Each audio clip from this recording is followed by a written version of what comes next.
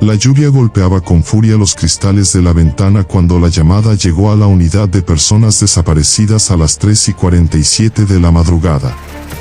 La detective Isabel Romero llevaba 18 horas despierta, terminando el papeleo de un caso anterior, cuando el teléfono sonó con ese timbre agudo que siempre precedía a las peores noticias.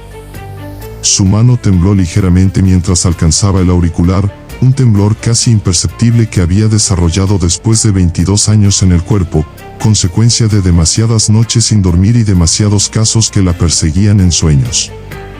Al otro lado de la línea, una voz quebrada por el pánico le informó que Mateo Sandoval, un niño de 9 años, no había llegado a su casa después del entrenamiento de fútbol.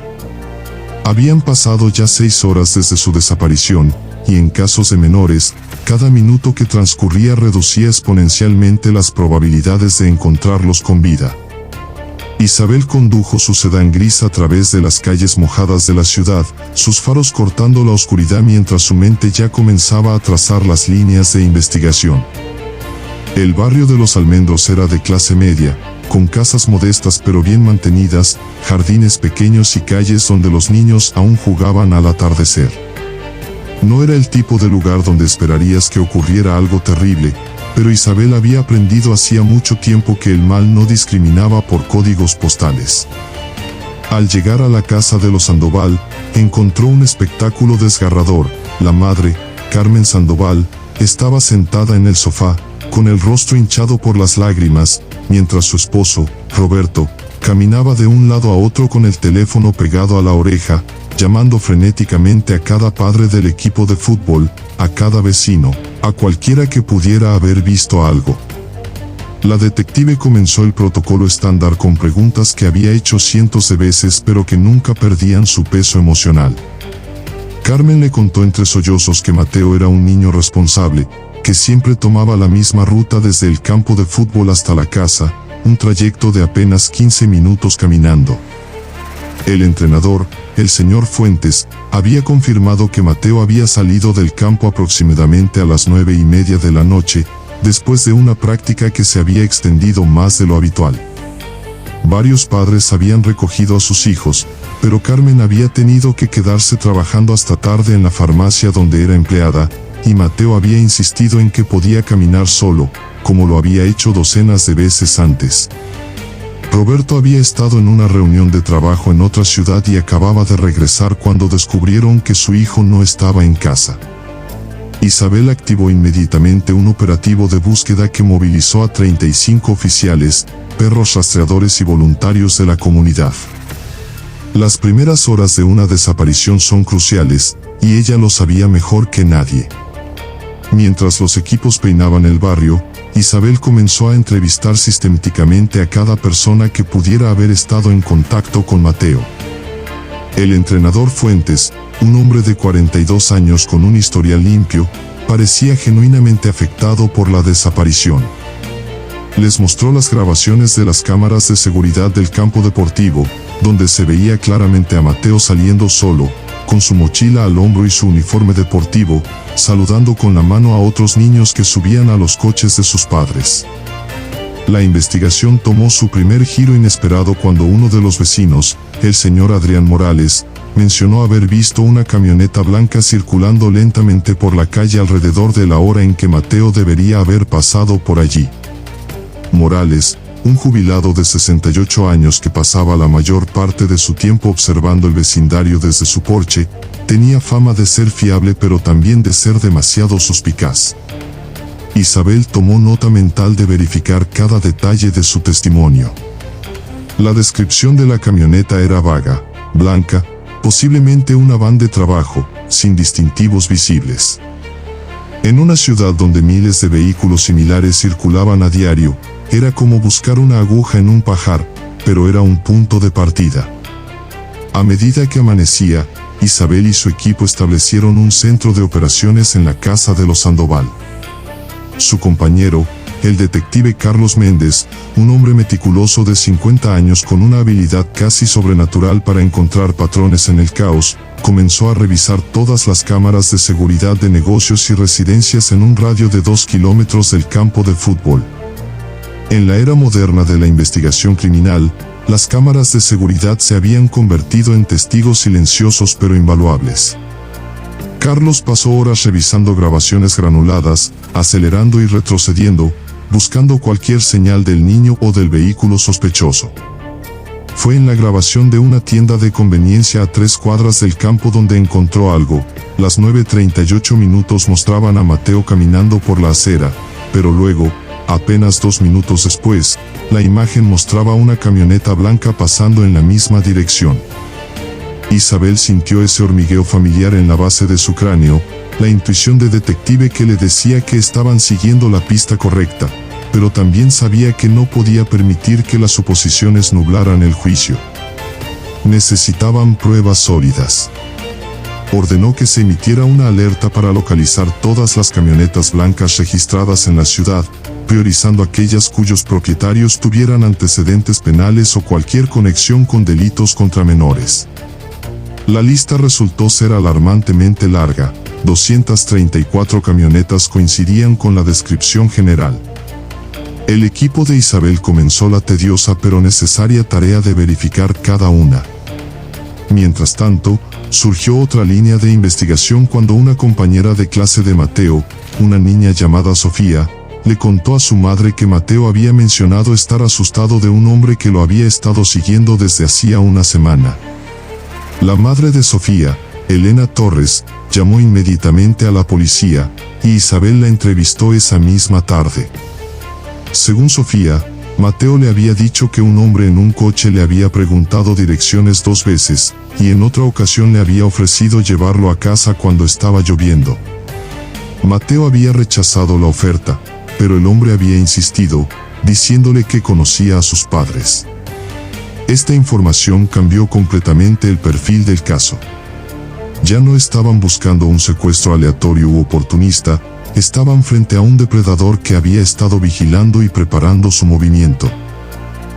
Isabel convocó a un especialista en perfiles criminales, el Dr. Miguel Soto, un psicólogo forense con 30 años de experiencia analizando la mente de los criminales. El Dr. Soto revisó toda la información disponible y construyó un perfil del posible secuestrador, varón, entre 35 y 50 años, probablemente viviendo solo o con acceso a un espacio privado donde pudiera mantener a un niño oculto, con conocimiento del vecindario y de las rutinas de Mateo, posiblemente con antecedentes de delitos sexuales o al menos fantasías sobre menores que había estado alimentando durante años. El perfil sugería que el sujeto era organizado, paciente y peligroso. No era alguien que hubiera actuado por impulso, sino alguien que había planeado meticulosamente cada paso. Al tercer día de la desaparición, cuando la esperanza comenzaba a erosionarse bajo el peso de la realidad estadística, llegó la llamada que todos habían temido y anticipado. Un trabajador de mantenimiento había encontrado el cuerpo de un niño en un lote baldío a las afueras de la ciudad, a unos 20 kilómetros de donde Mateo había desaparecido. Isabel sintió que su estómago se contraía mientras conducía hacia la escena. Roberto y Carmen fueron a la morgue para la identificación que ningún padre debería tener que hacer jamás. Era Mateo.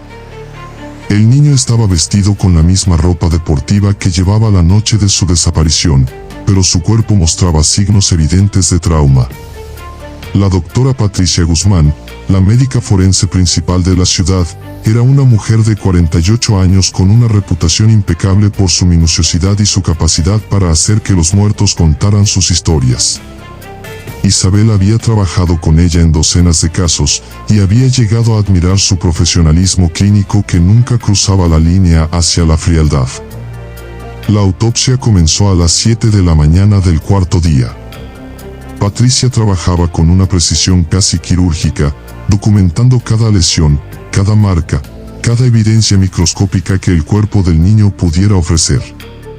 Los hallazgos iniciales fueron devastadores. Mateo había muerto por asfixia, específicamente por estrangulamiento manual. Los moretones en su cuello mostraban un patrón distintivo de dedos, y el análisis inicial sugería que el agresor era diestro y tenía manos grandes.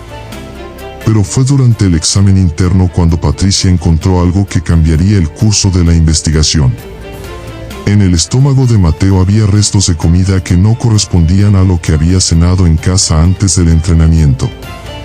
El análisis toxicológico preliminar mostró trazas de un sedante, específicamente difenhidramina, un antihistamínico común que en dosis altas puede causar somnolencia severa. Esto confirmaba que el secuestrador había planeado todo con anticipación, drogando al niño para reducir su resistencia. Más crucial aún, Patricia encontró fibras textiles bajo las uñas de Mateo, evidencia de que había luchado contra su atacante. Las fibras eran de un material sintético específico, probablemente de una alfombra o tapicería de automóvil, y tenían un color azul oscuro característico. El laboratorio criminalístico trabajó 24 horas para analizar cada pieza de evidencia. El equipo de análisis de ADN, liderado por la doctora Lucía Fernández, extrajo perfiles genéticos de las fibras, de las células epiteliales encontradas bajo las uñas de Mateo, y de un cabello que Patricia había recuperado de la ropa del niño. El ADN pertenecía a un varón, pero cuando lo compararon con la base de datos nacional de criminales convictos, no obtuvieron ninguna coincidencia. Esto significaba que el asesino no tenía antecedentes previos, o al menos nunca había sido arrestado por un delito que requiriera tomar una muestra de ADN. Isabel se sentía frustrada pero no derrotada. 25 años en el trabajo le habían enseñado que la resolución de casos raramente era instantánea o dramática como en las películas. Era un proceso de acumulación gradual de evidencias, de eliminar posibilidades, de seguir cada hilo hasta su conclusión lógica. Decidió volver a lo básico, revisar cada persona que había estado en contacto con Mateo en las semanas previas a su desaparición. El equipo creó un diagrama masivo que cubría toda una pared de la sala de investigación, con fotografías, líneas de conexión y notas en diferentes colores. En el centro estaba Mateo, irradiando hacia afuera estaban todas las personas en su vida, familia, amigos, maestros, entrenadores, vecinos, comerciantes del barrio. Uno de los nombres en ese diagrama llamó la atención de Carlos, Javier Olmedo, el tío de Carmen, que vivía a solo 6 cuadras de la casa de los Sandoval. Javier era el hermano menor de Carmen, un hombre de 38 años que trabajaba como técnico de sistemas de aire acondicionado, lo que explicaba por qué conducía una camioneta blanca de trabajo. Carmen había mencionado casualmente que Javier solía visitar la casa con frecuencia y que Mateo lo apreciaba. Cuando Isabel y Carlos fueron a hablar con Javier, lo encontraron en su casa, una pequeña propiedad con un garaje convertido en taller. Javier parecía genuinamente afectado por la muerte de Mateo, sus ojos estaban rojos y admitió haber llorado durante días.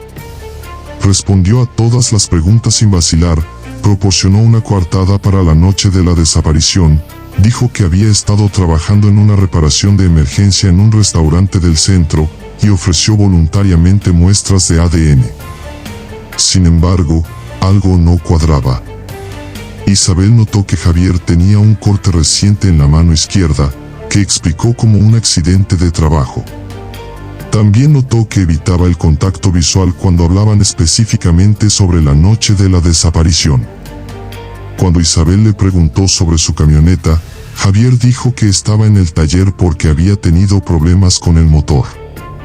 La detective solicitó una orden judicial para inspeccionar el vehículo, y lo que encontraron fue revelador. La tapicería del interior había sido reemplazada recientemente, y había manchas de limpiador industrial en el suelo metálico. Más importante aún, cuando los técnicos forenses revisaron el vehículo con luz ultravioleta, encontraron rastros de sangre que habían resistido la limpieza superficial. El análisis de ADN de esas manchas de sangre tomaría varios días, pero Isabel no podía esperar. Obtuvo otra orden judicial, esta vez para registrar la casa de Javier.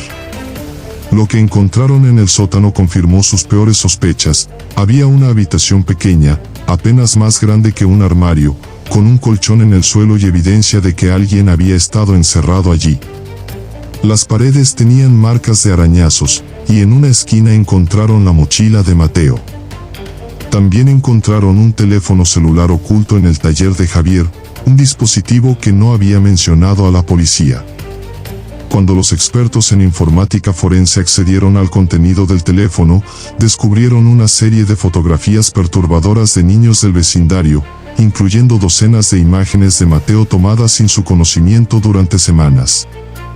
Confrontado con esta evidencia abrumadora, Javier finalmente se derrumbó.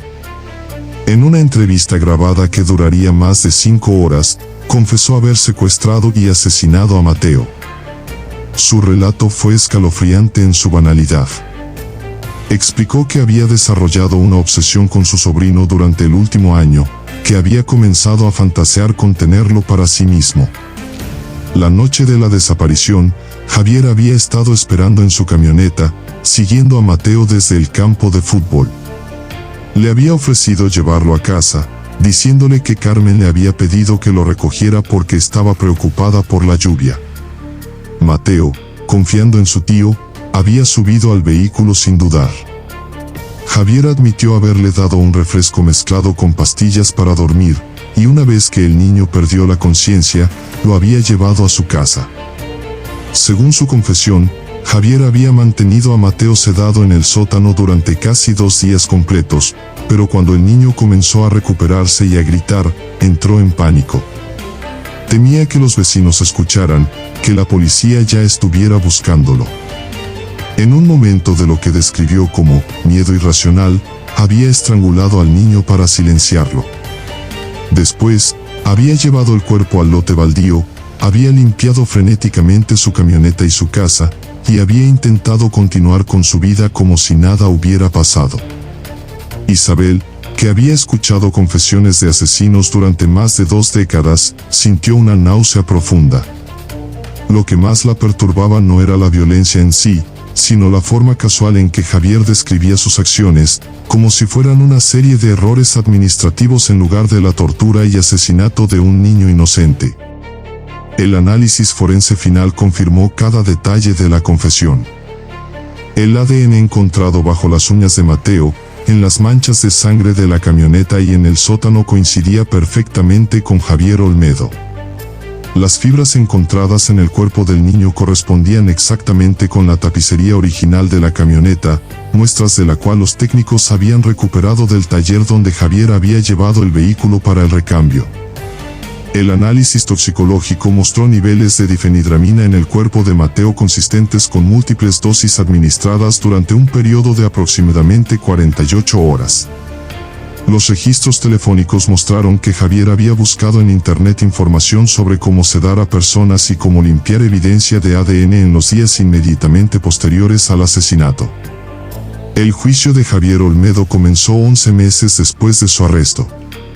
La fiscalía, liderada por la implacable Ana Vega, una mujer conocida por su dedicación a obtener justicia para víctimas de crímenes violentos, presentó un caso meticuloso que dejaba poco espacio para dudas razonables.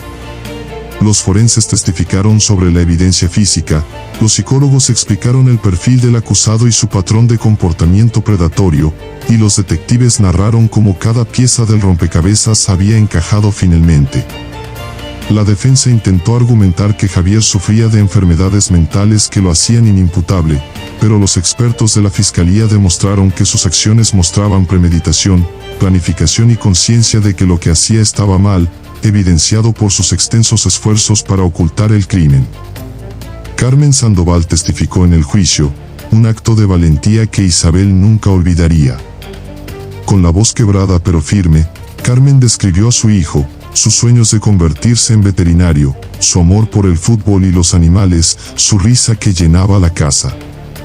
Miró directamente a su hermano mientras hablaba, y en sus ojos había una mezcla de dolor, traición y furia que ninguna palabra podía expresar adecuadamente. Roberto, quien había estado al borde del colapso nervioso durante meses, se sentó junto a su esposa, sosteniendo su mano con tanta fuerza que sus nudillos estaban blancos. El jurado deliberó durante solo 6 horas antes de regresar con un veredicto unánime, culpable de secuestro, abuso de menores y asesinato en primer grado.